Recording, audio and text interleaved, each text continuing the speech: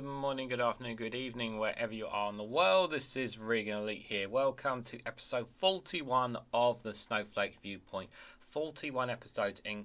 Hello everyone, I hope you're doing well. I hope you had a nice weekend. I hope it was okay. You had a bit of fun. Maybe I hope for some of you might have been working. If you were working, I hope it wasn't too stressful. All that good stuff, guys.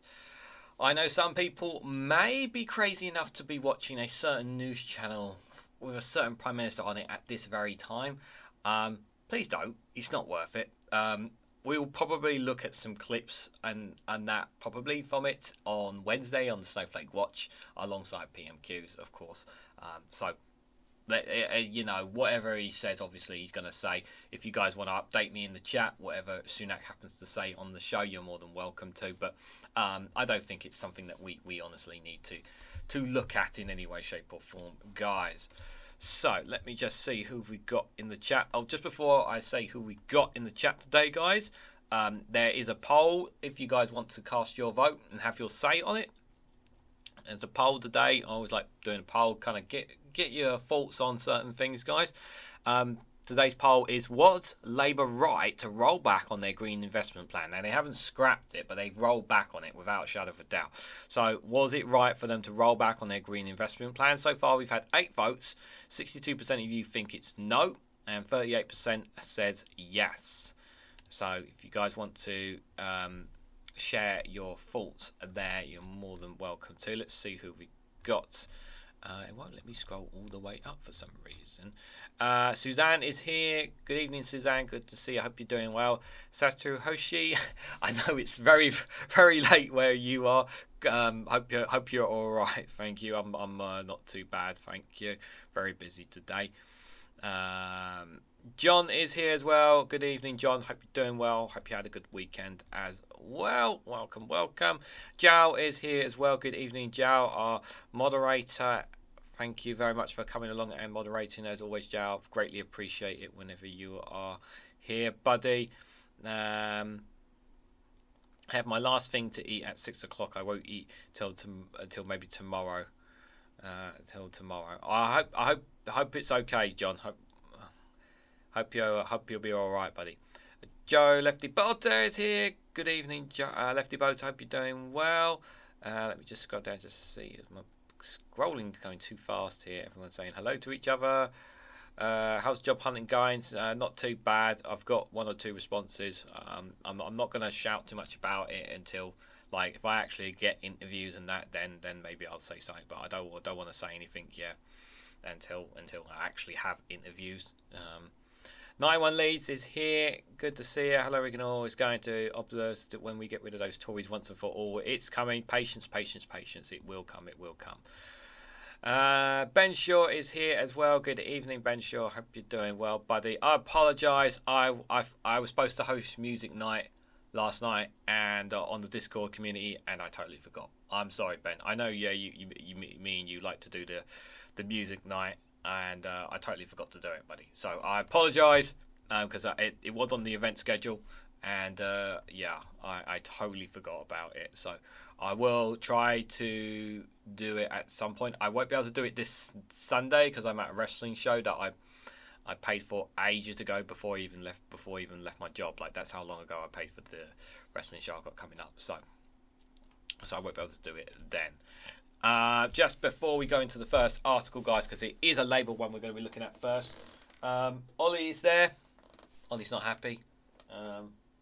I can't turn his frown upside down, but maybe a super chat, maybe some memberships might turn his frown upside down. We can only hope, but we'll see. That doesn't mean you guys need to do it, but we'll see how he feels. The lava lamp is there in its presence, and the orb in all its glory. I actually had a look at Alex Political X. I actually had a look at how much his orb cost. I'm not going to say how much it was, but it was not cheap, let me put it that way. So it's a very nice one that he's got, just in case anyone's wondering. Okay, guys, so the first one that we got come up, this one actually just dropped literally about an hour or so ago. So this is an exclusive from Sky News, guys, and This has been quite a talk, yeah, really. I haven't covered this anywhere else as well, so let's dive right into it. So this is exclusive from Sky News. It's the Rochdale by-election, guys. The formal complaint filed against Labour candidate after anti-Semitic remarks. So the campaign group Labour Against Anti-Semitism is demanding that Councillor Azhar Ali to be suspended as a party member after he suggested Israel let the October 7th Hamas attack go ahead so it could invade Gaza. Now, there's a couple of issues with this whole thing. So let me just break some things down about the story. So because I have read up on it, and Phil from a Different Bias has also done a video on this as well, which is really good because that really gave me a bit more insight into this story, because I have seen a few articles knocking around that I've looked into as well. So first and foremost, so he made so he suggested that that Israel was behind the whole attack that happened on October the 7th. That is a conspiracy theory, guys. And I have to stress the word conspiracy theory. I have heard the conspiracy theory around a few times, I'm not going to lie. And it was like, there's no plausible evidence to suggest this. That's the thing. And I know some of the arguments that were made about this conspiracy theory is that well, how did Palestinians get so far into how did the Hamas get so far into Israel's territory and all that? And so it's like, I still don't see how it makes sense for Israel to have done this. So I really don't buy this premise, guys, that at all, that Israel have responses. But as I have to stress, it is a conspiracy theory. Now, so what's the issue? So why can't? So I suppose the next question is, well, why can't they get rid of the Labour candidate then? Well, they can't replace him at this point. That's the problem. They missed the deadline. He was already stumped in. They can't pull him out. They can't switch him for another candidate. It's already past the deadline. So he's for the by-election. So he's in. You know, either he stands or Labour don't get the seat, basically. And they can't afford to lose any seats. They can't take any chances whatsoever. Hello, number 3. Good to see you, buddy. And 91 Leeds. Good to see you both. Hope you had good weekends, guys. Great to see you guys here, as always. Thank you for supporting, as with everyone else who is here. So they're kind of in a bit of a bind here. So what do they do? Now, he has apologised. That is a really important thing. He has apologised for it. So that's one thing he definitely has done, and I'm pretty sure it'll come up in this article here that he has specifically apologised, because I have seen him apologise as well. The other thing as well, is that this is going to drag on, and the thing is, the Conservatives and others are going to beat this with a stick. Now, this formal complaint against Labour candidate, this is just going to rile things up even more, you know. And before this election year really started, I've said this, everyone said this. We knew that that things were going to build up against Labour. They were going to have ammunition. They're going to have stuff saved up to use against Labour in any way, shape or forms. Was it a mistake to have this candidate? Well, they didn't know in hindsight. In hindsight, they didn't know about the tweet. It came out after he had already been put forward as the candidate at the time when they couldn't take him and replace him as the candidate. If they had known, they would not have had him stand. Now, the other question is obviously, if he stands in this seat, and Rochdale is actually a very strong Labour seat as well, so he's likely that he is going to win the seat, but obviously that things could change now because of this whole situation. So, because this is something that the Conservatives can really run at. Well, I don't know if it'll be enough for Conservatives to hold, but it will be an issue. But the question is he going to stand in the general election? Are they going to replace him in the general election? Now, they have not said as far as I'm aware, they have not said anything on that, and I think they should replace him at the general election, because it's just considering that Keir Starmer is a no ifs, no buts guy, won't take any chances with any candidates or any MPs. This is a bit of a sting in that physical of him being a man of integrity and all that kind of stuff. It undermines undermines his authority a little bit here. This whole story. So he needs to get rid of him. He needs to get rid of him. If he wins the seat and he's an MP, he needs to be told, look, we got to let you go, because this, for the sake of the party, because this is going to drag on, it's going to make us look bad. And this formal complaint is, I'm not sure how this is going to go, but not good, guys, not good at all. So let's read into it.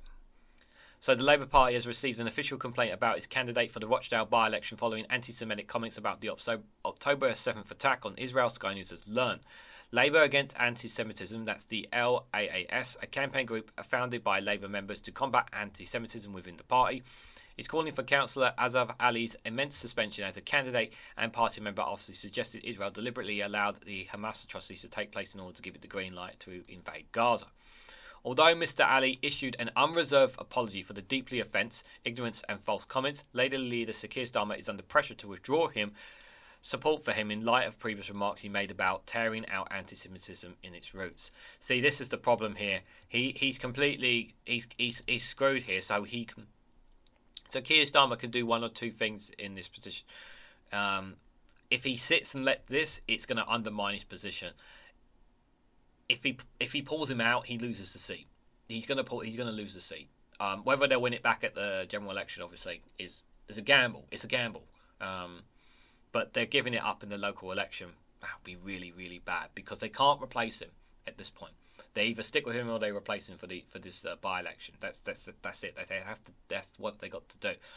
But if Keir Starmer makes the bold, if Keir Starmer actually, in this whole situation, if he actually pulls him out, like if he tells him, no, I'm dropping you, and actually makes that call, it would be a massive positive, actually, for some people to say, wow, Keir Starmer is prepared to pull out a candidate in a seat that they want to win just to show that how serious he is about tackling anti-Semitism.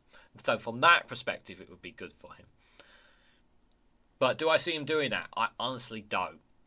They're already quite behind him, but yeah, every day he's there, it undermines him, undermines his position and his authority. So yeah, he's kind of buggered at the moment, really, Keir Starmer on this. Alex Hearn, who's director of the campaign group and member of the Labour Party, submitted a formal complaint against Mr. Ali this afternoon, which he wrote, the accusations that Jews plotted a massacre of innocent people in their own bloodthirsty gain is anti-Semitic. In a statement, LAAS, which is not affiliated with the Labour Party, told Sky News, we were appalled by Mr. Ali's comments and called for his immediate suspension. Sir Keir Starmer has made good progress fighting anti-Semitism in the Labour Party, but this episode shows that more needs to be done or risk it becoming a bigger problem. I'm 90% confident that if he had known about this, he would not have been candidate. If they had known about this, he would not have been candidate in any way, shape or form. He would not. I'm pretty confident in that. Once a complaint is submitted, Labour's complaints teams verify that the person being complained is a party member after which they determine whether the complaint warrants an investigation. Labour have been approached for comment. The shadow cabinet ministers have stood by Mr. Ali so far.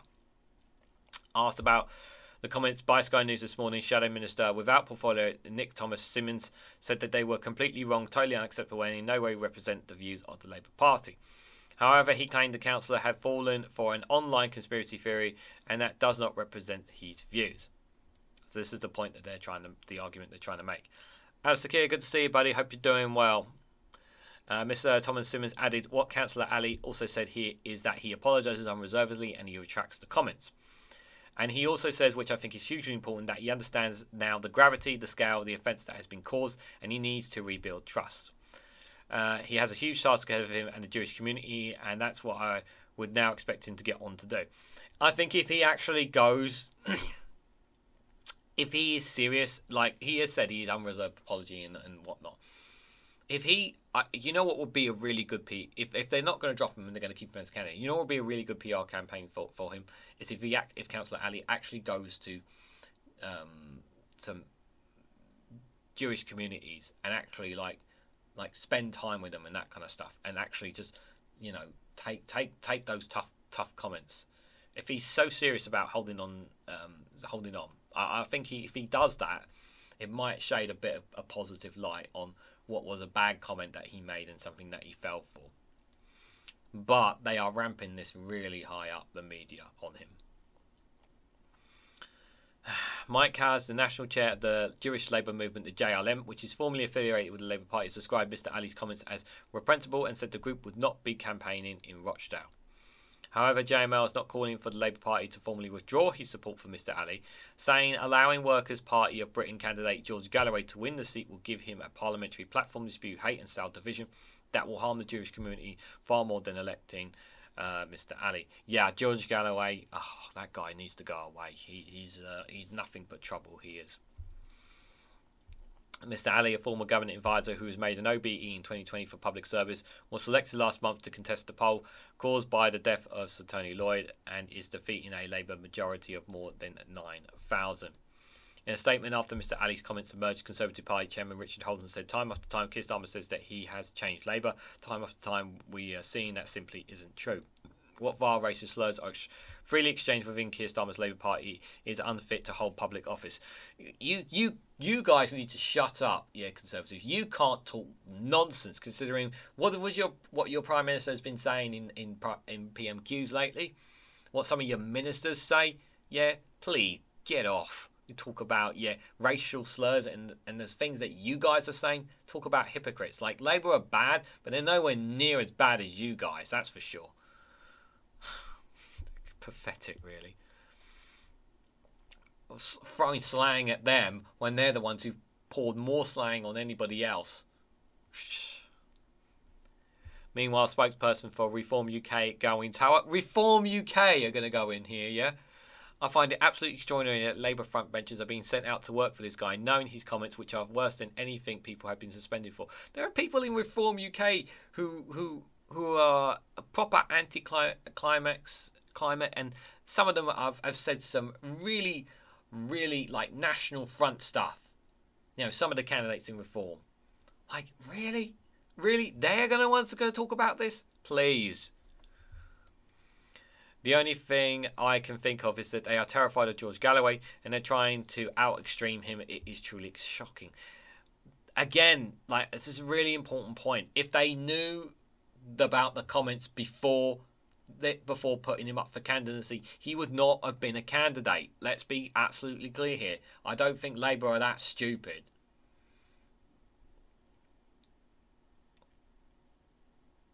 Maybe they are.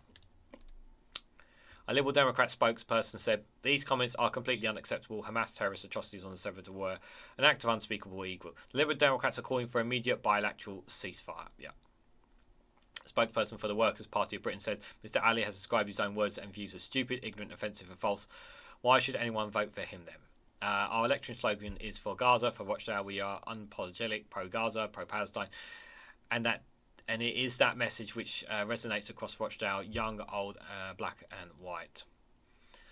These are the list of the candidates that are standing for the party in Rochdale. So Ali Ali of the Labour Party, Mark Coleman of an Independent, Simon Kuswicks of Reform UK, Ian Donaldson, the Liberal Democrats, Paul Ellison, the Conservative Party candidate, George Galloway, Michael Hulf, William Hulf, 2 Independents, Guy Otten of the Green Party, the official Monster Raving Loony Party, guys. You know you've heard if you've not heard of them, guys, you should check them out. The official Monster Raving Loony Party. They do have a few candidates around here and there, guys. I've got to give them just the name. It's just funny as hell.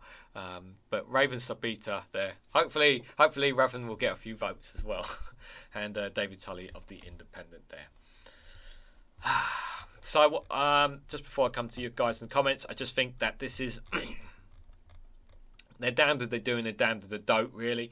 You don't want to let George Galloway in. You really, really don't want to let that guy in. And I think it's a difficult situation. It really is a difficult situation, whatever Keir Starmer decides to do. It's going to be problematic, that's for sure. But... I think they're gonna ride it out, which is the thing, and the papers are gonna just run with this. They're just gonna run with this as much as they possibly can to the ground. But his comments were unacceptable. Yeah, everyone knows his comments were unacceptable. But unlike Conservatives, he actually has come out and apologised and owned up to it, which is something that Conservatives are incapable of doing. So it's important to remember that as well, guys, because you know what you don't hear enough from politicians is "I'm sorry, I was wrong," and he's actually done that. So in that regards, I think it's important to remember that, guys. Just before I come to your comments, guys, 13 people have voted on was Labour right to roll back on their green investment plan. 77% of you say no. For 23% of you think it was right to roll back on the green investment plan. I'm going to use the phone here for you because it's easier for me actually to scroll up. Let's see. Conspiracy theories are never a good idea, says Jow. Yeah, he fell for it, basically. He fell for it. I've just read on threads that Labour have withdrawn their support for him, says Lefty Boa. Oh, interesting. I will have if I get a moment, I might just have a quick look while we're live in a bit. Conspiracy theories aren't good, but, says Ben Shaw, I prefer facts, good or bad. I'm better now. Yesterday woke up with slight fever.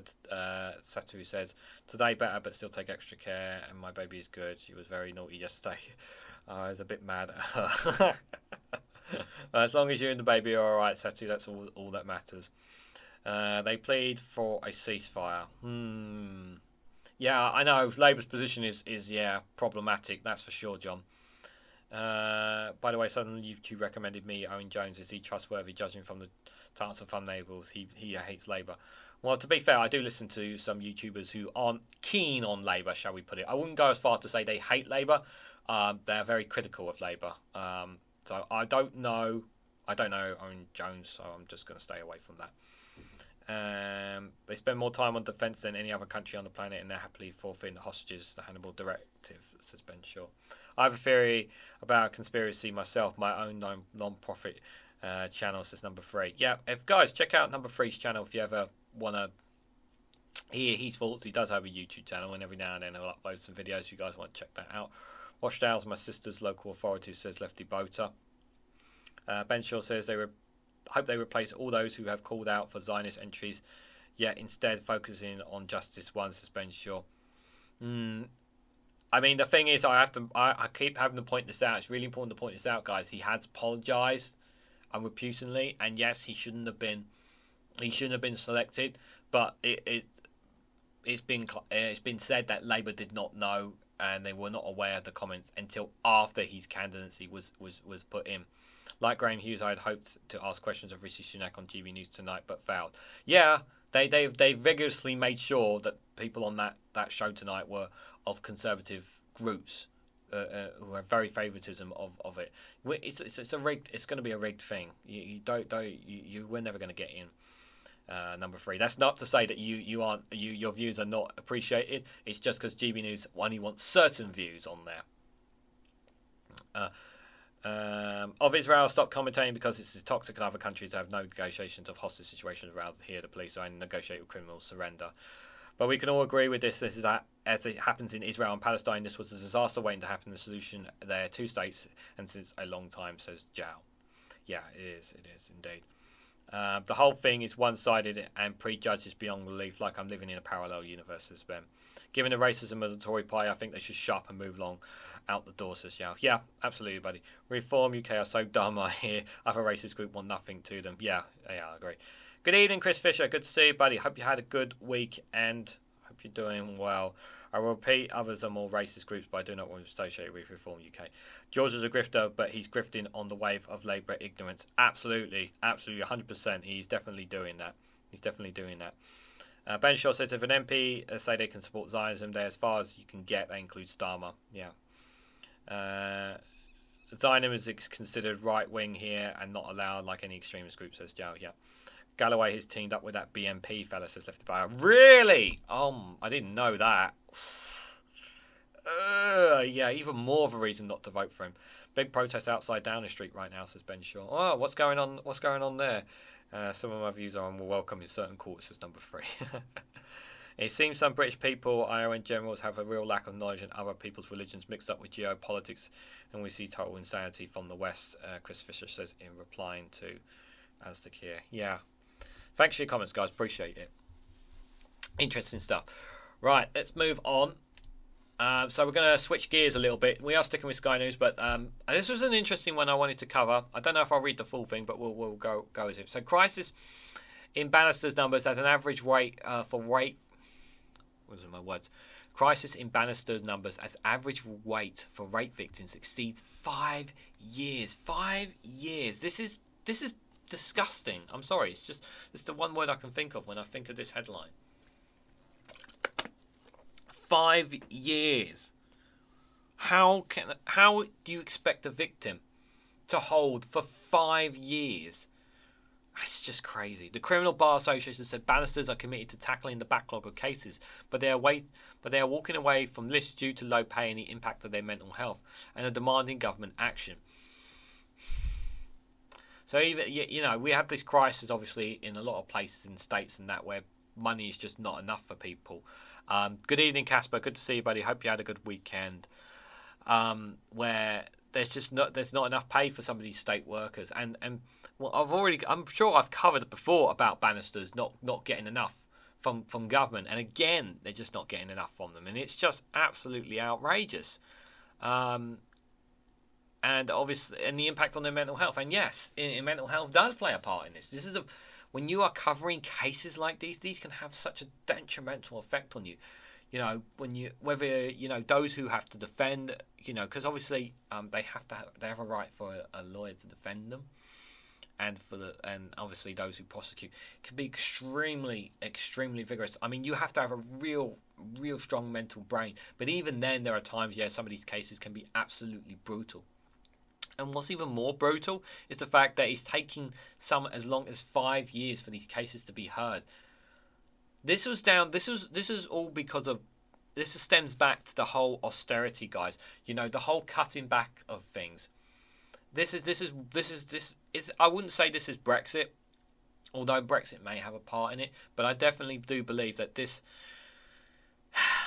is down to austerity, and this is down to the government cutting back on public state and stuff. It's just absolutely disgusting. Good evening, Cathal. Good to see you, buddy. Hope you're doing well as well. So I'm not looking forward to reading this, but just before I do, number 3, thank you so much for that super chat. That's extremely kind of you. £20. That's really nice. Thank you. You honestly didn't need to do that. That's very kind. Thank you. Thank you, number 3. That's very appreciated. Yeah, guys, do check out number 3. If you want to put your link to your YouTube channel, you're more than welcome to do so, mate. You do have permission if you want to do it, buddy. But thank you so much for that super chat. That's very kind of you. Right, let's carry on, guys. So there is a crisis in the number of barristers available for rape and serious sexual offences, the ISSO cases a new survey has shown. The Criminal Bar Association, CBA, says 64% of prosecutors and 66% of defence barristers will not reapply for work on the RASSO court list going forward due to the low legal aid fees they are paid and the impact on their well-being. Exactly, like I've just said it. Obviously, the mental health, and I've talked about my mental health, but what they're going through, what they have to go through and experience this, it's just hard on them. And they're getting low pay on this. They should get. I don't know what the numbers are, but if they're covering cases like these, they should get paid more because of the mental side of these. I think that they should get more. Not just obviously they should get better pay overall for what they do, but they should get more pay when they're covering cases like these, in my opinion. The figures come as the average wait for a bail rape trial to conclude from the day of the alleged offence hit around 5.5 years. 5.5, so it's more than 5 years as well can be. Including an average wait of 18 months from someone being charged until the end of the trial. The CBA said many cases were now waiting longer than 18 months, with members telling them that of court dates being set at the end of 2026, despite the charges happening in 2022. They're just going to walk away. They're just going to walk away. They're just going to walk away there. Chair of the organisation, Tanya Atkin KC, said barristers were committed to doing everything that they can to address the backlog and continue providing the highest quality advocacy while ensuring the vulnerable complainants and accused alike are heard. But she said, without urgent intervention from the government, the delays will only continue to grow, adding, our ability to deliver what government wants, what courts require, and the public expects is currently unsustainable. It is. According to the figures from the CBS, there has been a 30% fall in income for barristers over the past 20 years. Does this sound familiar? This sounds familiar to me, guys. 30% fall in income for the past 20 years. So this is not just entirely conservatives, although we can majority blame it on conservatives, but there's also a bit of that. Obviously conservatives have been in power for 14 years, but if you obviously add 6 more years of that, that's down to Labour as well. So this is a failure on both governments here. Obviously more on the conservatives over the austerity in the last 14 years, but you can't rule Labour out there. 30% fall in income, with some specialist criminal barristers taking home an average of £12,000 a year after expenses for their first 3 years at the bar. £12,000! That's it! £12,000!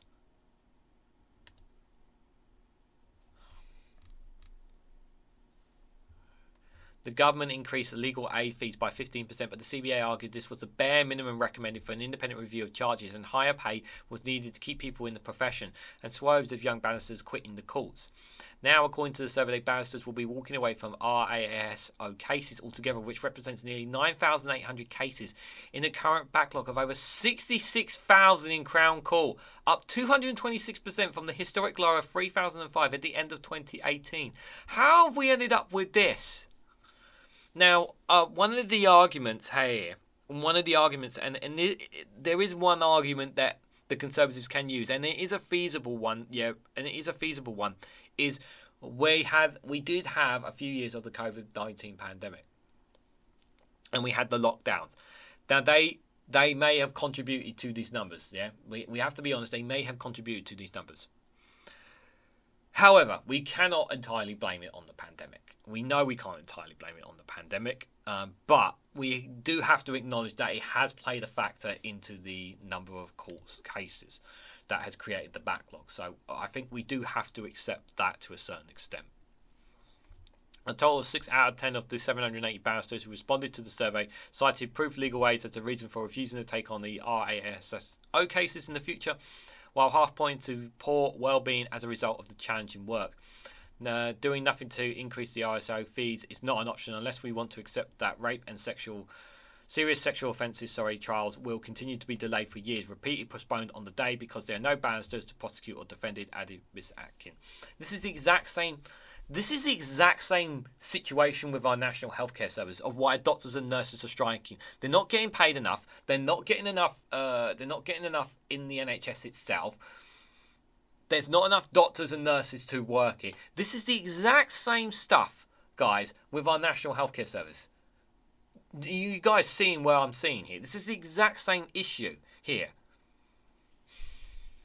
It's just ridiculous.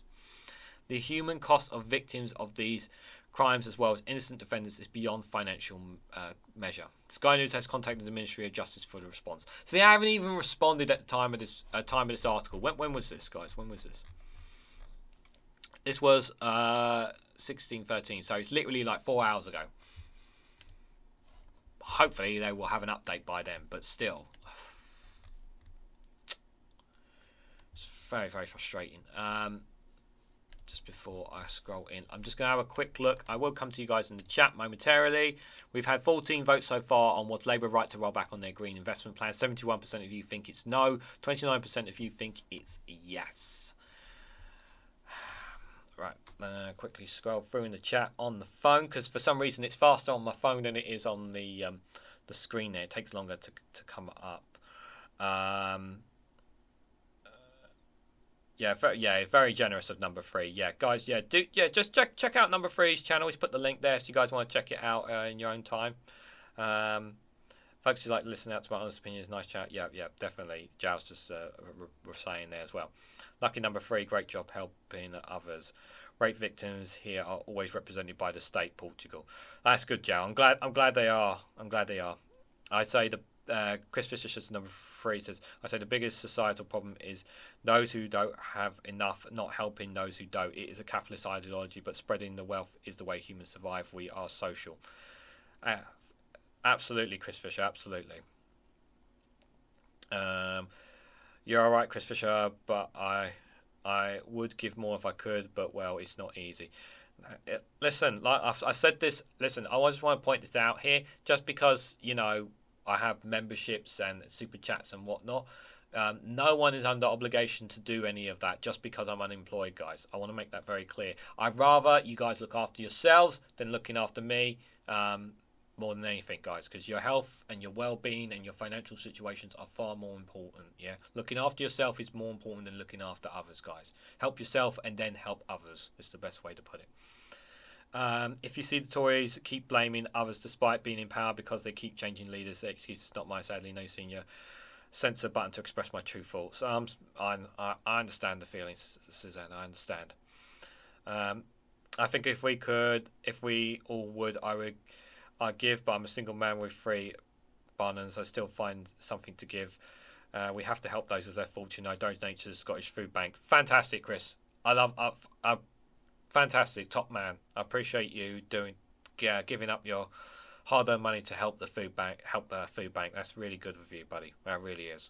No one here would allow the Tories to do half the damage what they're doing. I'm talking about the EU, not just Portugal. Yeah. I referenced Portugal many times by a politics degree, perfect to compare and contrast with the UK. Suspension to jail. I see either works as number 3. People must do what people can do, says Chris Fisher. Yeah, absolutely. We are all abused by the system, but we must maintain our humanity and our decency. Absolutely, Chris Fisher. On the money as always. Thank you, buddy, for those words. Appreciate it. Okay, let's go to this next one, guys. This is one from yesterday. This one's from the BBC. Oh my god, the wrong screen. Oh, that's not the right screen. There we go, that's the right screen. No fault eviction ban by next government, by next election, Michael Gove promises. He promises, guys. He promises the no fault eviction ban is coming. Just don't really believe him, guys. I really don't believe him. The amount of people that have been kicked out of their homes, that are on the streets because of this no fault eviction ban not coming in, is so immoral. It's so effing immoral, and it just boils my blood. And I was obviously listening to. I didn't watch the full thing, but I was listening to it from Max's perspective, and watched one or two clips online as well. And it just boils my blood that this man is pushing back this no fault eviction ban because there are landlords who are working with the government to ensure that they have control over everything, and it's just the balance is just so unfair. We have a generation of kids who cannot get on the housing market, can't even get a rental home. It's just the costs for rent is just ridiculous now. So no fault evictions will be outlawed in England by the next general election, Housing Secretary Michael Gove has told the BBC. The Conservatives first promised to end the right of landlords to evict tenants without needing a reason in 2019. However, the government has previously said a ban cannot be enacted until the court system is improved. Nonsense, nonsense, nonsense. This is a lie. They can put it in, and they are choosing not to. Let's be very clear about this, guys. They can do it, they are choosing not to. Campaigners have raised concerns court reforms could take years, leaving renters still facing unfair evictions. In October, MPs started debating the Renters Reform Bill, which includes a ban on no-fault evictions in England, but the legislation has not yet completed its passage through Parliament. Asked if he can guarantee the practice would end by the time of the next general election, which must take place at the end of January 2025, Mr Gove told the with Laura Lyer Queensberg programme that we have outlawed it and we have put the money into the courts in order to ensure that they can enforce it. Under the bill, landlords would only be able to enact tenants in England under certain circumstances, including when they wish to sell the property or when they or a close family member wanted to move in. The National Residential Landlords Association called for improvements to the court system to enable landlords to regain possession of their properties more quickly when they have legitimate grounds to do so. You guys don't even give people enough time. You kick them out on the curb when they have nothing. This is a one-sided thing. I'm sorry, landlords need to shut up because they have been extremely cruel to renters out there in this cost of living crisis. Last year, Michael Gove told Conservative MPs no-fault evictions would not be abolished until the court system was reformed. Again, lie. He can change this at a whim. He chooses not to. This led to accusations from Labour that the government was kicking the ban into the long grass, and that's what they're doing. Yeah, they're absolutely right. Mr Gove said it was important to deal with the abuse of no-fault evictions. It is the case that there are a small minority of unscrupulous landlords who are not small minority. It is much more than small. Who are using the threat of evictions to either jack up rents or to silence people who are complaining about the quality of their homes, he added. Tom Darling, campaign manager of Renters Reform Coalition, suggested the government had dragged their feet on abolishing no-fault evictions. They have. We will hold the government to this commitment, he said. I hope they don't get him. We'll also make sure that the government don't give in to landlords' attempts to gut the bill. If these evictions are banned in name only, then the government won't be getting a pat on the back from anyone. No, because they've dragged their feet on it. Labour's deputy leader, Angela Rayner, who is the party's shadow housing secretary, said these are yet more weasel words from Michael Gove after years of broken promises. She added, having broken the justice system, the Tories are now using their own failure to indefinitely delay keeping their promises to renters the most underhanded way. Mr Gove was also challenged over the government's record on house building. Yeah, you just not built enough houses. And that's just it. That's the easy answer. The Conservative Party 2019 manifesto promised to fill 3,000 homes a year in England by the mid-2020s, but the target has not yet been met. What do you think, guys? Do you think they're going to build 3,000 homes by the next general election? Do we think they're going to build them by the next general election, guys? What do you think? Do you think they will? I don't think they will. They made a promise, guys. They made a promise. Are they going to keep to it? Are they going to keep to it, guys? Something tells me that they're not. No change to the voting poll so far, guys. So if you haven't voted, please cast your vote. Make your voice heard on the poll. So your voice matters here. It's very important that your voice matters. Hell no. Nope, says Susanna Astakir. Yep, absolutely. A person can be homeless on drugs for so many reasons. Who am I to judge? Absolutely. You should not assume a homeless person. There are all sorts of reasons why people are homeless. And you should try to be kind when you can.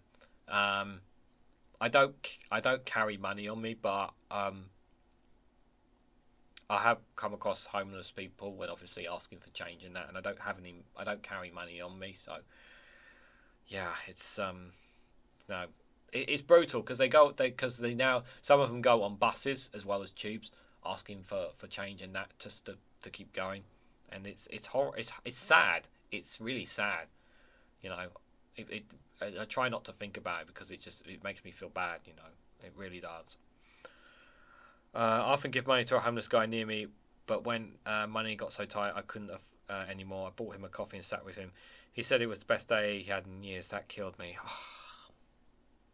Company means a lot to them, Ben. It means a lot to them. We are a human community. Don't let capitalism ruin us, or indeed the continuation of feudalism. We, the people, decide that we can decide to help each other. It is the key to human survival. It's always, says Chris Fisher. Absolutely. Just scroll up to see the Peruvian march in powder juice, says Jow. Yeah. Seems our move has seen adopt more kids. Why can't parents just accepting their children as they are? Can't imagine disowning my kids from being different, says Sudan. Jow says to Ben Shaw, we are poor. Imagine if the UK did some of the things we do in the economic, might they still have? Yeah. So, some of us can be homeless. I guarantee it can be quicker than you can imagine. Absolutely, Chris. You never know. You just never know, buddy. Number 3 says, I had a few chats with a homeless guy called Hal. He was in a wheelchair, a veteran, but I'm not sure how he lost his leg. On my last chat with him, he told me that he now has lung issues. Oh God, that could potentially. Has he been to a doctor, number 3, if it's possible? Let me know if he's been to a doctor. I don't know if you can tell me or not. Let's break the negativity, guys. We'll break the negativity, guys, with a bit of positivity here, with a bit of a funny video, guys, just to break things up for you. Got 3 more articles to go through. Both old ones, guys, because I there hasn't been any really new ones, but I hope you guys enjoy this one from this Colin from Portsmouth, guys. Colin is in Portsmouth. Hello, Colin. I found it heartwarming, Anthony. Absolutely heartwarming. Sorry, you found what heartwarming, Colin? Piers Morgan and Rishi Sunak, two legends. Right. The prides of Britain finally coming together to solve the migrant crisis. Yeah, they had a £1,000 bet on whether Sunak could deport anyone to Rwanda. You could only sink lower if you were in an overloaded dinghy crossing the English Channel, Colin. And it brought a tear to my eye. Yeah. You metropolitan tofu munching woke elites make me sick. Obsessed with holding 7-bit Sunak to account, but gambling with refugees' lives isn't the PC way to go about it. Colin, he's reducing our status on the world stage to a bet between two rich old mates, Colin. Well, that's what happened with Brexit. Why change a winning tactic? Okay, fair enough, but it's crass in a cost of living crisis. You've got to admit that. No, you're more likely to do something if it's your own money at stake. True. And if he loses, then the public can pay for it. That's what the Treasury's for. It's just win-win for Rishi. Well, that's genius. Perhaps if he put £1,000 on reducing NHS waiting lists, it would have happened by now. I don't know.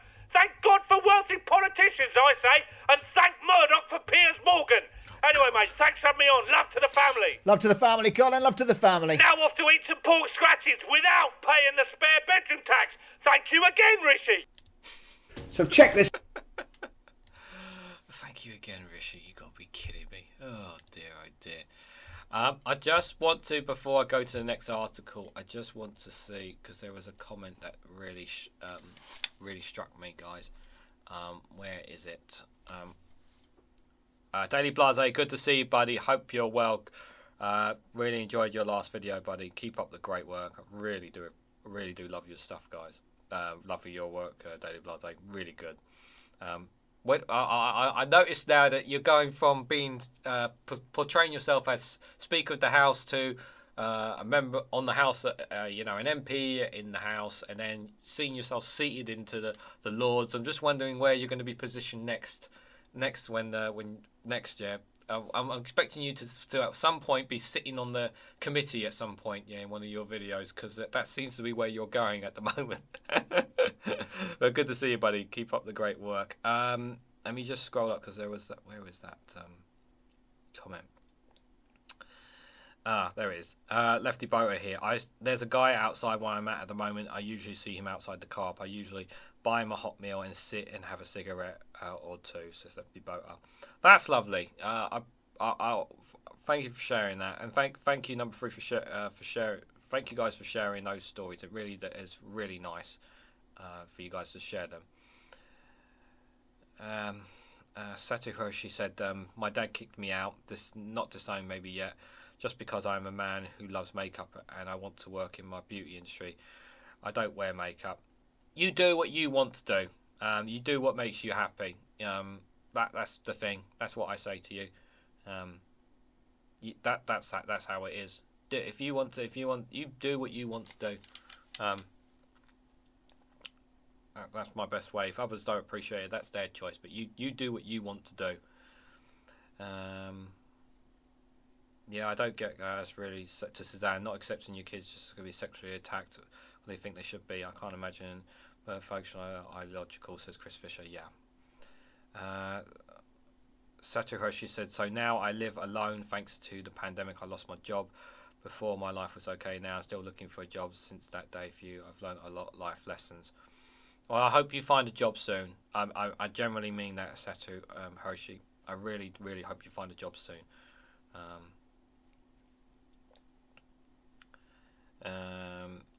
Good evening, Stephen Banker. Good to see you, buddy. Hope you're doing well.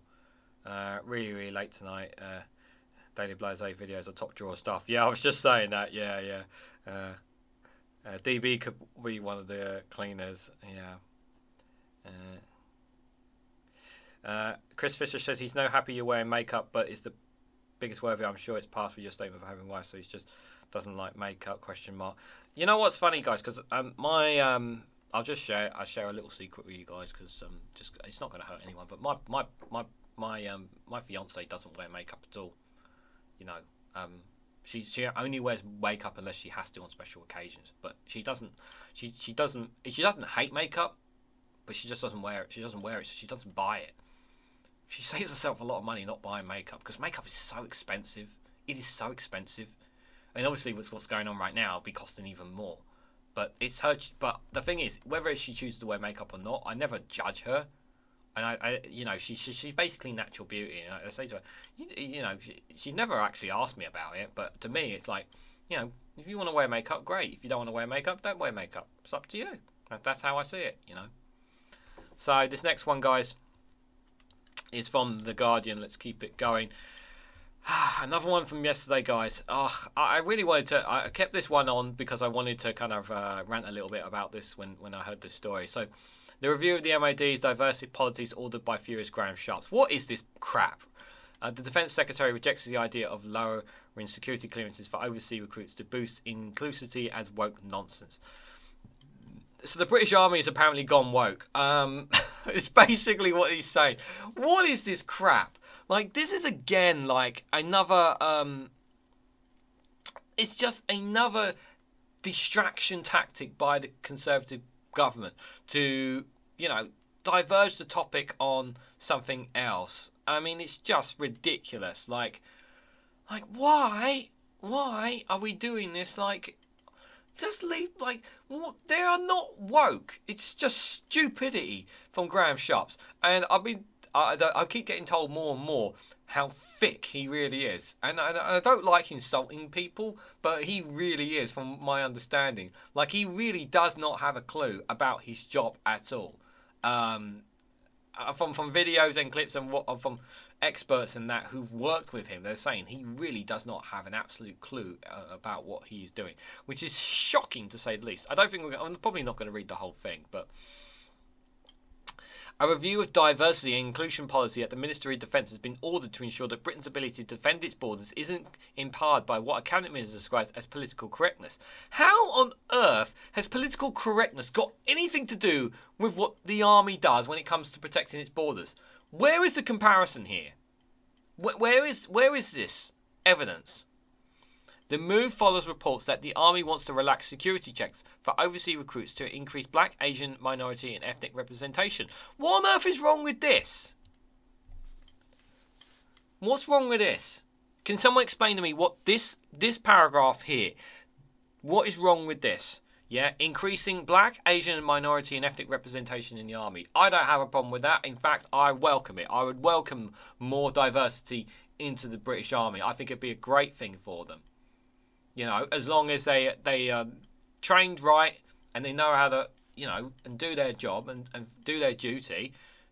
Who cares the colour of their skin? Who cares what their background or religious views are? If they want to fight in the army and do their part, then why not? I don't think it should matter. I don't think, that any of this should matter whatsoever. If they want to join the army, and then why not? And this is obviously, I believe this is a response from them to, with a lot of talk about, obviously, they can't force conscription on the armed forces because they've lost, because they have about roughly 70,000 troops, was it? I think the UK had reported, and that number's set to drop even more. So they're looking at ways of how to increase it, and this is one of the ways they want to do it. And I say, why not? Why not? If people want to come, generally, I mean this, if people want to come to this country and generally serve in our British Armed Forces, hell yeah, go for it. You know, if they want it and they're good enough for it, why not? Why not? I don't have a problem with this at all. I'm sure I'm not the only one who has an issue, who has no problem with this. I'm all for this. Hell, think about this, for a second though, What about some of the, let's just think for a second about some of the, some of those who, some of the immigrants and asylum migrants and that we have, some of them could be single and they've got nothing, absolutely nothing. An opportunity, if they have nothing and they're not sure what to do with their life, they can join the British Army. I know the pay's not great right now, but it's something that they can contribute to, I know we don't like to talk patriotism and all that, but they can do their patriotic duty, shall we say, of being part of the British Armed Forces, and we will appreciate and we should appreciate and respect them if they do choose to do that. So this idea that there is something wrong with black, Asian, minority people coming into the army is absolute nonsense from him. He doesn't have an absolute clue, and and I totally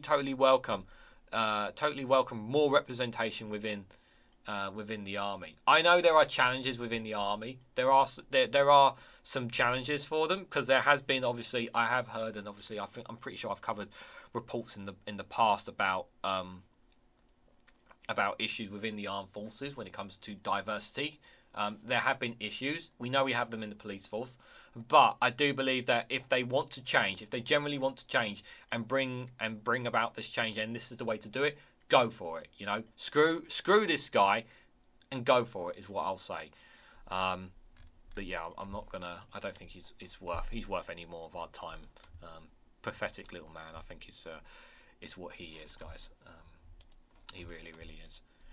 Right, just before I come to you guys in the chat, we've have 17 votes so far on was Labour right to roll back on their green policies. If you have not voted, cast your vote, make your voice heard, guys. So 17 votes so far. So 76% of you think it's no, that it was wrong for them to roll back on the green investment plan. 24% of you say yes. There. Alistair Keir's membership for 1 month has come through. Thank you so much for staying on as a member, Alistair Keir. Greatly appreciate it. And for all those, I know not everyone's has highlighted, but I see on my reports on memberships of who's renewed. So those of you who are here who have renewed, you know who you are. Thank you so much for continuing your memberships. It's greatly appreciated, guys. It really does. So I'm just going to grab my phone because it's much quicker for me to read the chat on here than it does on there, because it takes longer. Joe Lefty Bow says, I need all the makeup. Daily Blase said, I'll give you a bit of a clue for tomorrow. I'm going to be sat next to Tory MP and Frey for a giggle. Oh, looking forward to seeing it, Daily Blase. Jal says, I would look scary with makeup, like Tawny Shapiro with Rogue and lipstick. Satiro says to Suzanne, you are a great human, you have a bright future, Suzanne. You look like my mum with so much. She's always supported me, asked me, try before judging, etc. Suzanne says, once I left the workforce, I quit colouring my hair and haven't worn makeup in 2 years. Our youngest didn't believe a photo from years ago was me because I'd never seen me without my white hair. Alistair Keir says, remind everyone to hit the like button. And Stephen Baker's reminder. So, if you haven't hit the like button, greatly appreciate it if you guys do. Number 3 says, the armed forces are there to uphold the British common sense values of white, wealthy, kids in charge. Well, we want to break that cycle. I think we want to break that cycle, to be honest, number 3.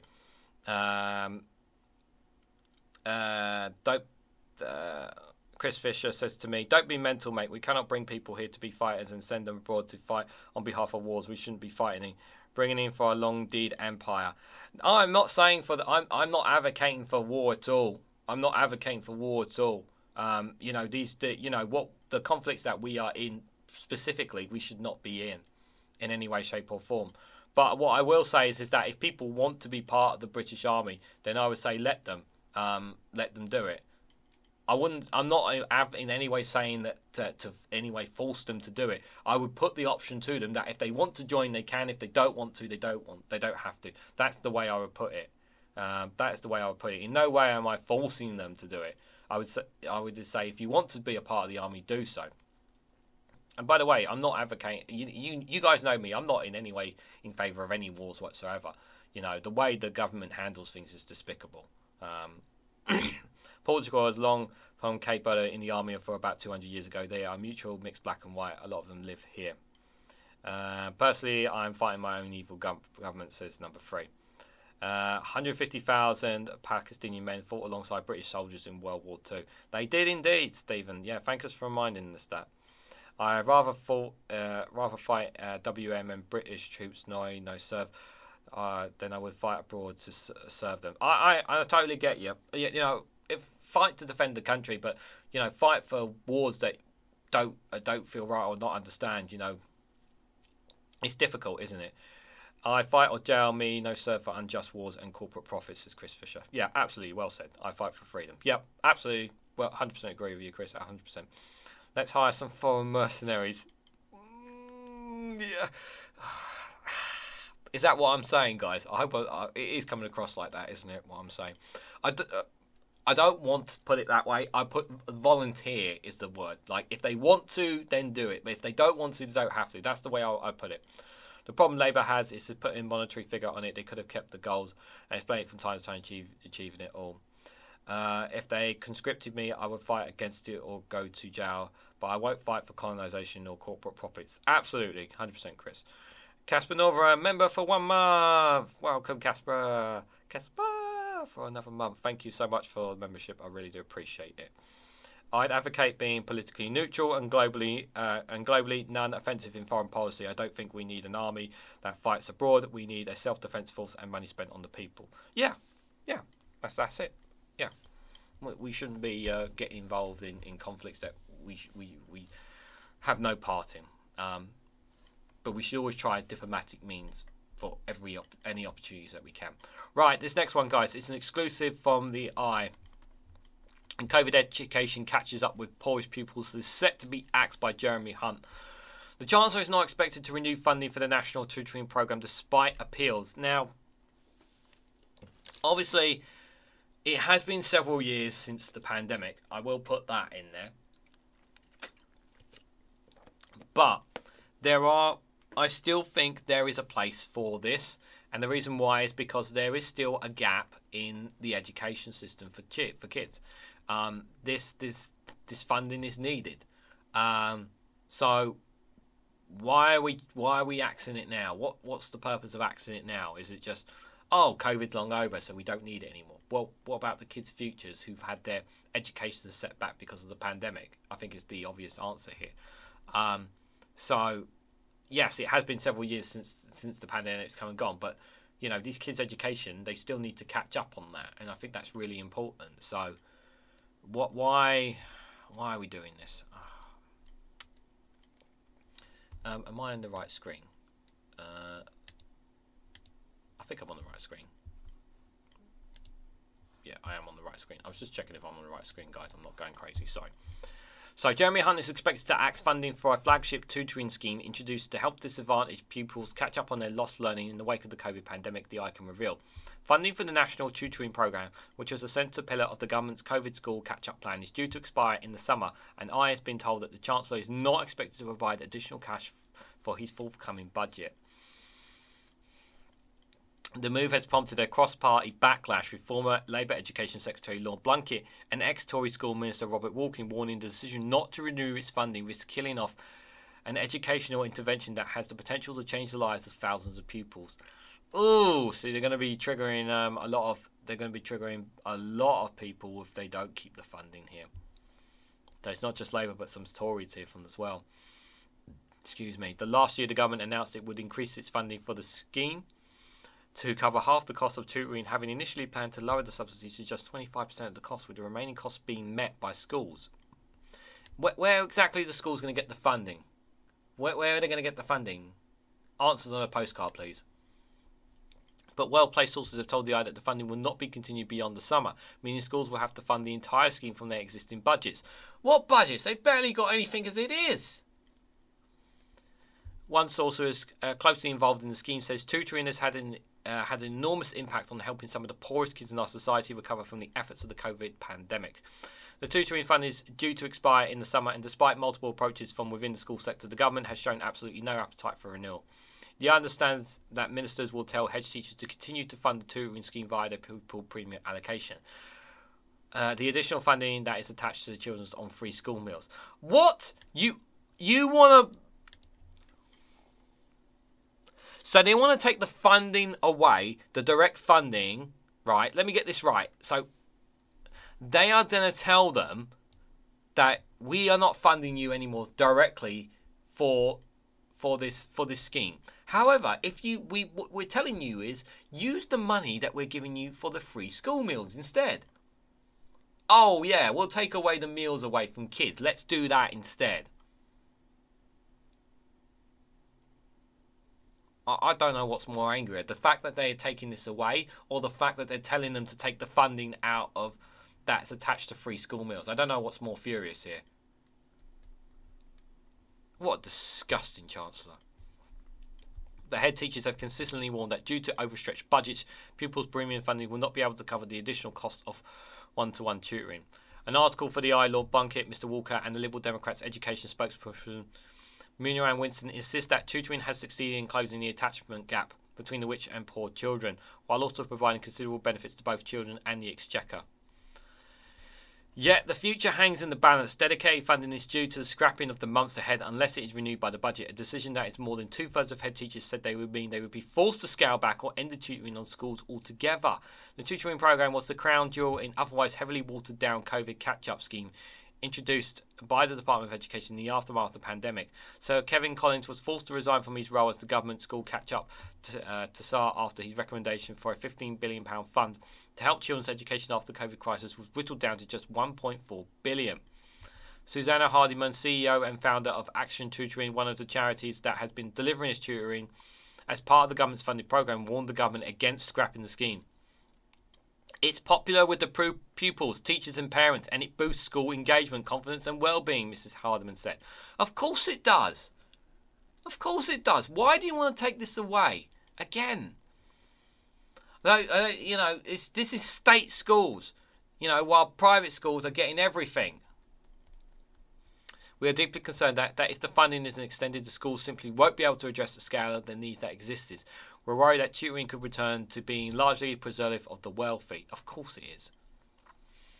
The Department of Education spokesperson says, education standards have risen sharply across the country since 2010, with 89% of schools now rated good or outstanding by Ofsted, up from just 68%, and our children are now best readers in the Western world.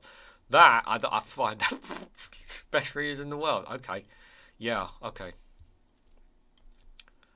We are significantly improving support for children in the most disadvantaged areas of the country by taking funding away, including through the National Tutoring Programme, alongside records of pupil premium funding and increased support for English and Maths in preparation for the Advanced British Standard, which will create a world-class educational system. By taking funding away, guys, by taking funding away. Increasing support by taking funding away, guys. Yeah, like, just what is this? A magic? They're going to wave a magic wand to expect children to. It's always bad enough what they're doing with this cost of living crisis when it comes to us adults in the country. But we're talking about children here. The destitute poverty that's happening in this country as well. Just makes me sick to my stomach, guys. So I've got one more article for you guys. I'm just going to quickly come to you in the chat. I'm just going to quickly rush through. And guys, while you're here, if you can, hit the like button. Be greatly appreciated. Share across social media. Hit the bell notification icon. That stuff will all be greatly helpful.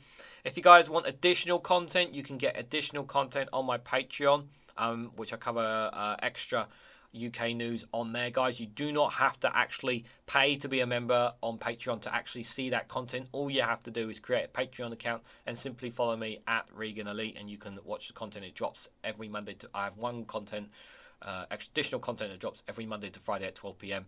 You guys can check that out there. As same on Rumble, I drop additional content there every Monday to Friday, and additional content drops on there as well. So if you want my thoughts about some stories outside the UK on Rumble, you can check that out as well, guys. They're completely free to watch, just for reference, guys.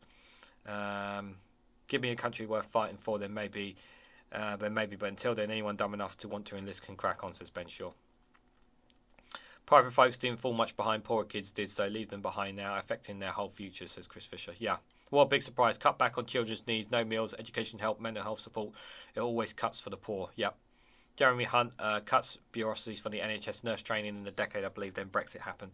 Well, he was a disgusting health secretary. He was horrible, absolutely horrible, that man. Well, Hunt needs to find the funds for their next pay rise. Yeah, says Suzanne. The kids stopped studying in the UK during the pandemic. Well, obviously during the pandemic, obviously one of the ways that teachers were trying to teach them obviously was with laptops and online learning, but not everyone could have access to it. It was pretty chaotic, obviously, understandably, here in the UK. So not everyone got got education during the pandemic. So there was a backlog of some kids not getting that full education, Joe. So that was the problem. A hungry child will struggle to concentrate on their studies. Yep. They're literally taking food out of the mouths and thinking it's great policy. Yeah, absolutely horrible. I would like you all to hit the like button, but I reserve that for music videos, says number 3. Well, there isn't really much music at the end, but yeah, if you hit the like button, it'd be really helpful. This is really confusing for me, says Joe. I know, it's disgusting, is what it is. Yep, 100% agree with that comment, number 3. Possible corruption too, says Chris Fisher. Yeah, it is pretty disgusting what they're doing. Are you guys talking about something else? Everything is world class, Eiley. Everything they want to do is world beating. Yeah, I know. World beating this, world beating that. So nonsense. Yeah. A lot of children will struggle with studies for a number of reasons, from parents working from home and parents that struggle to help their kids teach work, or lack of tech. Yeah, lack of technology. Yeah, because during the pandemic, obviously, how are you supposed to teach kids if they don't if they don't have the access to these things? I'm going to end the poll now, guys. So 17, I'm going to end that poll we've had up, guys, just in case I forget. So we had the poll, we had 17 voters. So was Labour right to roll back on their green investment plan? 76% of you said no, 23% of you said yes. Thank you to those who did vote in the polls. If you couldn't vote in the poll for some reason, whatever, apologies, but have it up pretty much all stream. There'll be another poll that will drop on my community post tomorrow.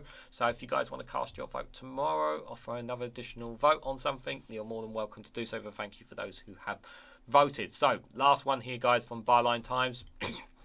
This one dropped not too long ago on their website. Conservative donor who won £164 million PPE contract admits deleting the emails. Dave Mellor was referring to the VIP lane for his long-term political ally Michael Gove.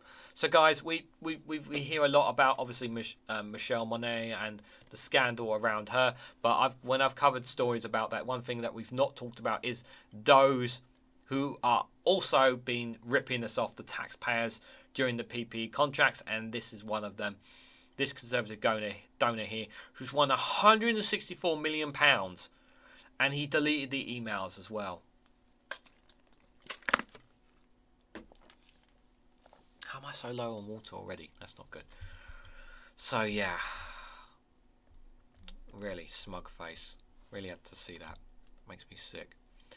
So a government trade advisor and the Conservative donors who won COVID contracts worth £164 million after being referred to the VIP lane by his long-term political ally Michael Gove has admitted deleting emails from the account, though which he conducted the deals, a court has been told. Dave Mellor, who donated tens of thousands of pounds to Mr Gove and the Conservative Party before his beauty firm Mellor's Design was awarded 6 large government contracts to supply personal protective equipment at the height of the pandemic, was revealed to in a commercial Linnegan case has been brought against a former business associate to have pre-assured to delete the emails. Solicitors for Mellor, who has a vast network of political connections that include senior Conservative politicians Nadine Zawari and Business Secretary Kemi Baganoff.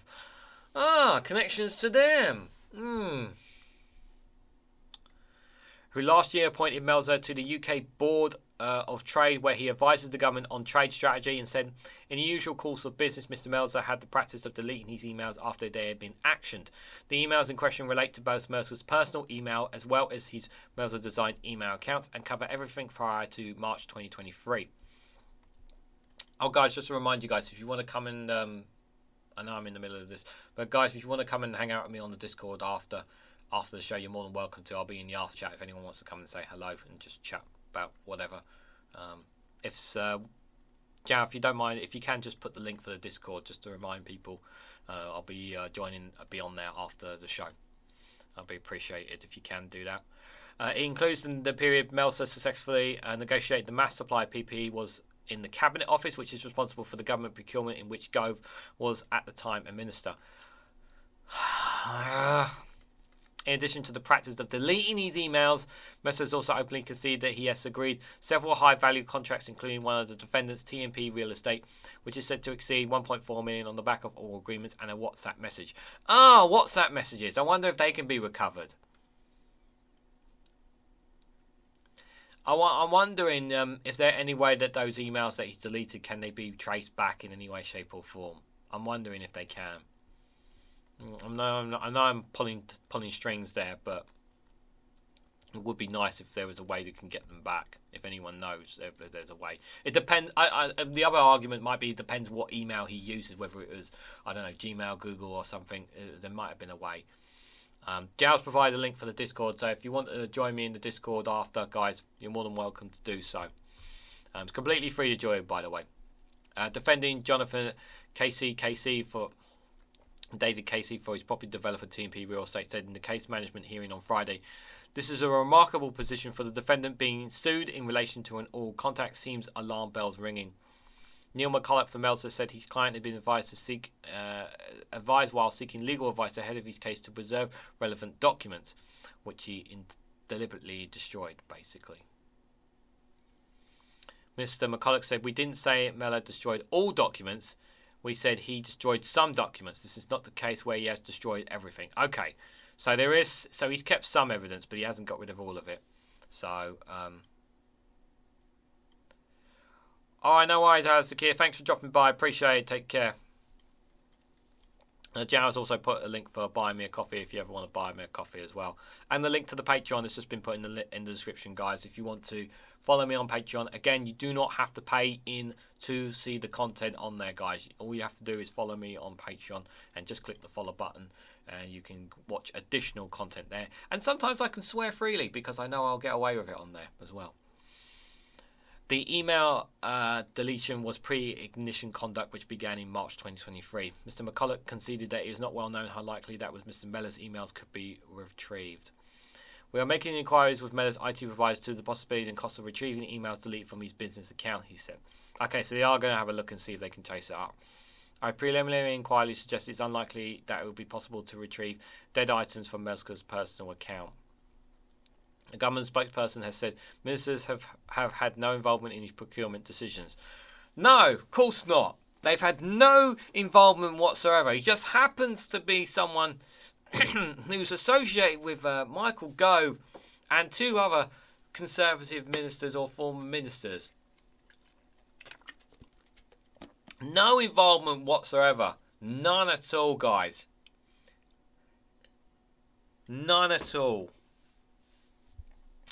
In the height of the pandemic, we've had to act swiftly to procure PPE equipment, which, by the way, they could have gotten from UK companies in the UK that had specifically said they had the stuff ready for them to go, and they just didn't want to respond to them. Completing in a global market where massively outstripped supply. I like to remind people that actually some of the PPE that some of the British companies had ended up selling them to Europe. Because our government didn't want to buy it. How infuriating is that? Potential suppliers often pass on offers of PPE to MP, civil servants and ministers, and those offered will then pass on to professional procurement specialists for assessments with due diligence carried out on all companies in advance of procurement, and every company is subject to the same checks. Melser's case concerns a 2019 multi-million pound property redevelopment deal he is alleged to have provided funding towards in association with former Goldman Sachs Vice Chairman Michelle Sherwood. Really losing my voice today. It might have been because I've done 20 videos today. One of several Melser and Mr. Sherwood did together, which has seen Melser's business practices come under scrutiny. Nicknamed Woody Sherwood was one of the city's highest paid bankers with a wealth of £185 million, but with 58-year-old quit the firm in 2016 after failing to disclose a request for a £40 million loan from controversial British retailer Sir Philip Green, with whom he had a close relationship and shared particularly with expensive yachts. Ah, yeah, it's almost like they're all in the same circle here. Aside from his deletion of emails, Melser, who was awarded a CBE in 2018, was on the Department of Education Board of Directors when Gove was Secretary of State for Education before he resigned in 2018 over a sexual harassment scandal surrounding the President's Club, of which he was joint chairman. Was revealed in court not to have had worked from a laptop or desktop computer during the late 2019 period litigation relates to. This was around 6 months before Melser's company was awarded the first two of its government PPE contracts worth a combined £66.9 million. In May 2020, it's not known in what fashion Mezger negotiated those deals in the first 2 months after the pandemic began in March 2020. The businessman, who, despite having admitted borrowing £600,000 from Sherwood to finance the deal because he did not have the cash funds, is described in court filings as a high net worth individual, admitting he agreed to financial backing to TMP Real Estate Limited project following a handful of unmitigated phone calls and in-person meetings before himself, Sherwood, and TMP then director Joshua Garside. A single WhatsApp message sent by Mr. Garside to Meltzer is said to have only written proof in existence to penetrate into any part of the negotiation terms, the terms of which are disputed by both parties. Meltzer claimed $880,000 funding was to be in the form of money rolled over from several named companies that he had an interest in, one of which at the time was of the alleged loan that had been dissolved. Security Sleep Properties LLP was another in administration and is now insolvent. Yeah, it's funny how these companies just sprout up after nowhere and just disappear just so quickly. It's funny that, isn't it?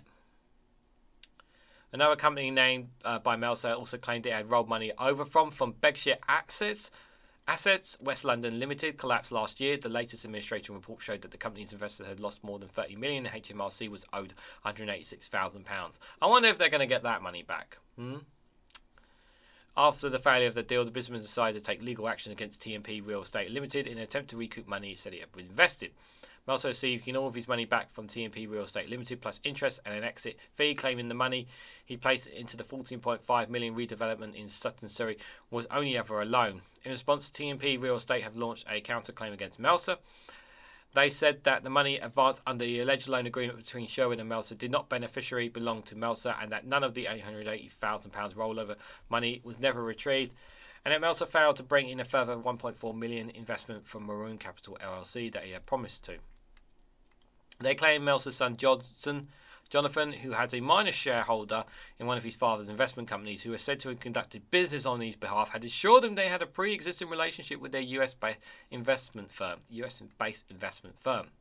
I'm losing my voice today. Sorry, guys.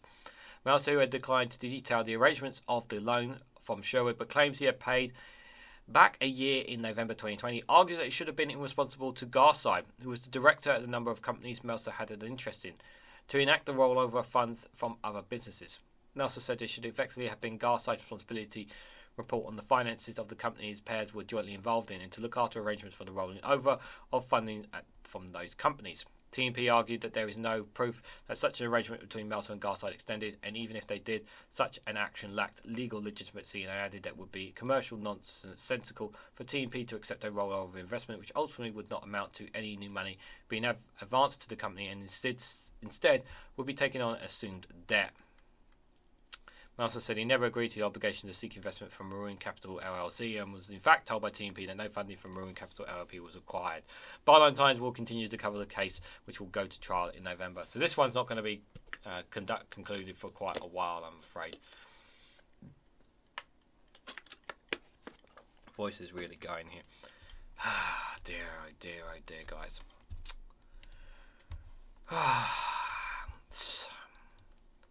So much money, guys. So much money gone. It's just absolutely infuriating, to say the least. Let me see what you guys are saying in the chat before we go to the funny video. Let's go scroll up a bit. Our kids were lucky with their dad. I was able to fill in the gaps and help them, but many of my schoolmates really struggled, says Suzanne. Here the government provide laptops to kids that they do not have. Their meals are an income on a household chart, so from nothing to poor kids, the percentage to a percentage for other kids, says Jow. All those deleted messages cases to be investigated. Government business requires backup to be maintained, says number 3. Yeah. Let me just scroll down a little bit. To Stephen Banker, you are correct, but for the general Jew, it's not possible. For a corporate server, it's never lost. Yeah. Unlikely WhatsApp messages are encrypted end to end, which is why the service is so popular. Yeah, that's true. That's true. There's a link there for the Rumble as well. Jal, thank you so much for the plugging the links. But yeah, if you can access it, don't worry. If it's not the end of the world, guys. If you can't, I still cover world news on here anyway for you guys, as you know. Tomorrow 7:00, world news round premieres, guys. So if you got nothing else to do at 7:00 before Max's live stream, if you want to come and hang out with me there, you're more than welcome to do so. I'll be recording that tomorrow morning, most likely. Doesn't take them long to look at what's on your personal details system banker. No, I have my CCNA, a CISO network certificate, so I can a bit of how data moves and it's sorted, says Chris Fisher. Here you can do that too. Many moons ago. We have a cafeteria that could eat green spaces. It's the same now, says Joe. How is referred to the VIP lane? No involvement. Yeah, I know, Cathal. Yeah, just ridiculous. If you read the TNC, they say what we delete, they will store it in their database for some amount of time until they delete it permanently. VIP lanes, the government giving their contracts to whoever pays them the most. People do realise that. No? Question mark. Yep. Chris Fisher says it is never deleted. It is collected wholesome. Until then, mined for information. Data means nothing until you correlate it and link it. Where it is now, everything is collected, but it is not able to be correlated. I.e. they bring it in, but it's too much to process to do web build, but it won't be that way for long, says Chris Fisher. It should be applied for not referred to .criminal under the House of 9 Form Commons rules. Get them all in court, says Stephen Banker. What courts? We don't have enough courts. That's the problem. We don't have enough courts. We don't have enough cases. We covered earlier on about how we have a lack of barristers for rape cases. Some of them taking up to 5.5 years for them. I'd like nothing more to put them all put them in front of a judge, my friend, but we just don't even have enough as it is. It's ridiculous. The way of spending public money is another thing I cannot understand. The UK is the taxpayers' money, it's not theirs. Yeah, absolutely. Chris Fisher in agreement with Stephen Banker. Every connection via a router switch generated for log. Literally every connection can be traced. Most logs can only last for so long, but it is no far from the truth, especially when it becomes providers of its services and not just independents. Its users. Cisco, Chris Fisher was referring to earlier. That's all right, buddy. Thank you for that. Really appreciate it. Thank you for that. So, guys, got one more funny video for you guys before I say do all the thank you. So I hope you guys enjoy. It's funny video. It is some broken news. You've already heard it, but this before. But for those who don't, I hope you enjoy.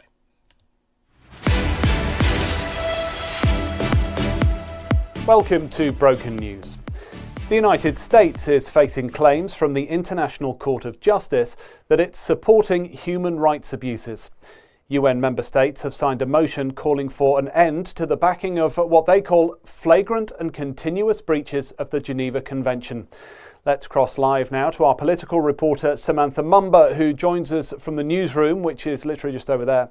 Samantha, what are these accusations? Gordon, thank you. Well, the court today heard numerous claims of elder abuse. At the heart of it, the case of an 81-year-old man who was being forced to work as a president, including holding press conferences during what should be his afternoon milky time and naps. Shockingly, the UN says this octogenarian might still be years from retirement, despite his deputy being a sprightly and popular 59-year-old woman with full bladder control.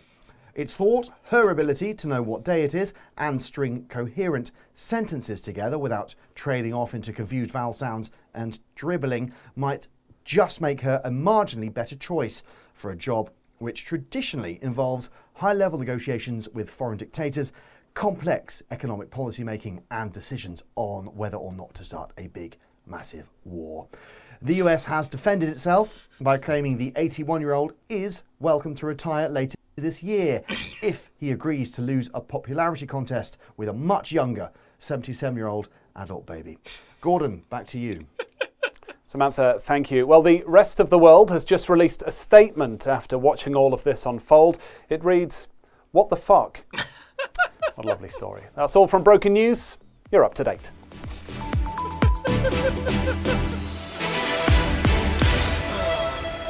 God almighty. Larry and Paul, as always, guys, make sure you are subscribing, watching their content on there. And earlier on, both funny videos, the links are in the description, guys, if you haven't already. So, guys, thank you so much to everyone who has come today. Thank you for all your comments, sharing whatever it is, whatever your thoughts are. I really greatly appreciate it. Thank you for contributing to the poll. I hope you guys for contributing to that. Thank you. Number 3 again for the £20 super chat. It's extremely kind of you. And for those who renewed their YouTube memberships, thank you for those who renewed them. If you can't renew them, that's totally fine, guys. You're still going to get plenty of content here on the channel. So no worries if you can't carry on your membership. It's not the end of the world. You can still do emojis. You can still comment and all that stuff. So it's just a case you just have to wait a little bit longer for some things to join down. As you guys know, lots of content dropped on the channel for the members anyway. So you noticed it dropped quite a lot of it dropped for you guys anyway. So yeah, take care everyone. I don't know if I'll be in the morning brew tomorrow morning, but if not, I will see you guys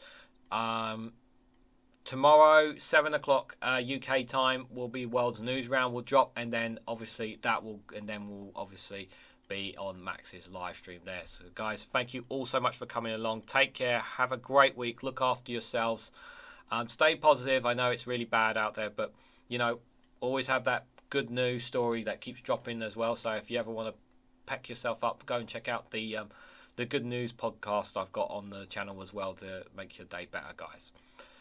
So guys, I hope to catch you all very, very soon.